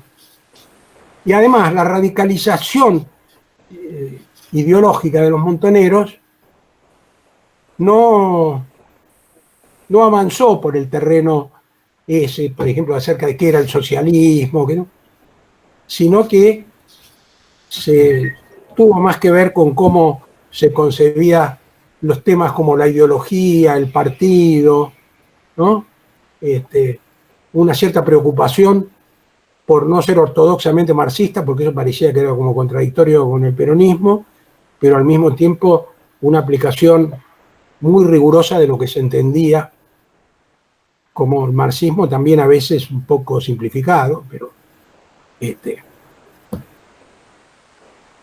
bueno, que Gracias. es fácil la respuesta, ¿no? Bueno, Matías, y si les parece, vamos cerrando ya para no alienarnos digitalmente.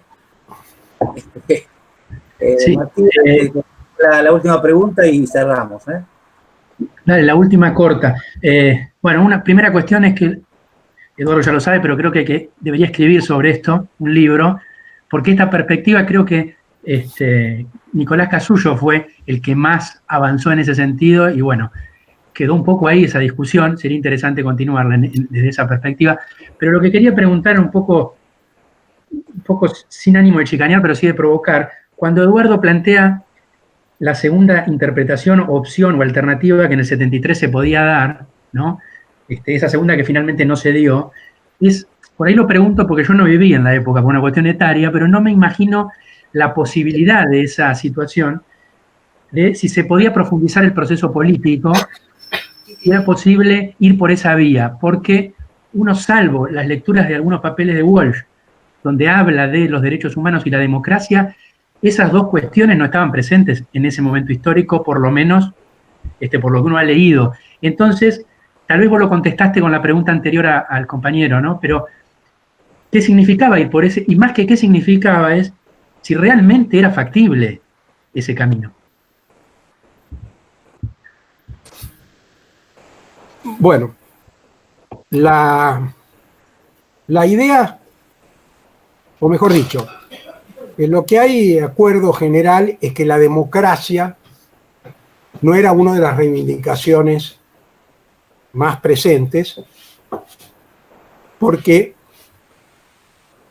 realmente en la Argentina no había existido un gobierno democrático desde 1955, entendiendo que todos los gobiernos podían tener vicios, pero si no se respeta la voluntad de la mayoría, ni vale la pena empezar la discusión acerca de si eso es democrático o no, está claro que no. Entonces, eso no quiere decir que no hubiera habido opiniones acerca de la necesidad, por un lado, de tener, por ejemplo, las críticas que se hacían a los partidos de izquierda, y recordemos que quienes salieron, integraron las organizaciones, un sector no mayoritario, pero sí importante, había hecho esa experiencia militante, había una crítica de falta de democracia interna, de verticalismo absoluto, de que no se discutía, que estaba presente. Y por otro lado, a la burocracia sindical peronista se le hacía el mismo cargo también, ¿no? La primera época de la resistencia fue una época todo democrática que permitía la represión, pero donde había multitud de opiniones, y se ve leyendo la correspondencia de Cook y los malabares que hace Cook para poner de acuerdo a mucha gente que militaba en la, ¿cómo se llama?, en la resistencia según su parecer. Entonces me parece que no habría que aceptar tan fácilmente, no digo que vos lo estés aceptando, lo tuyo es una pregunta, de que a nadie le preocupaba la democracia, ¿no? Porque además, nosotros peleábamos por la democracia también, aunque no lo supiéramos. Así como Olmedo dijo que éramos peronistas sin saberlo, y eso hay algo de trampita en eso, como en todas las frases ingeniosas, ¿no? Pero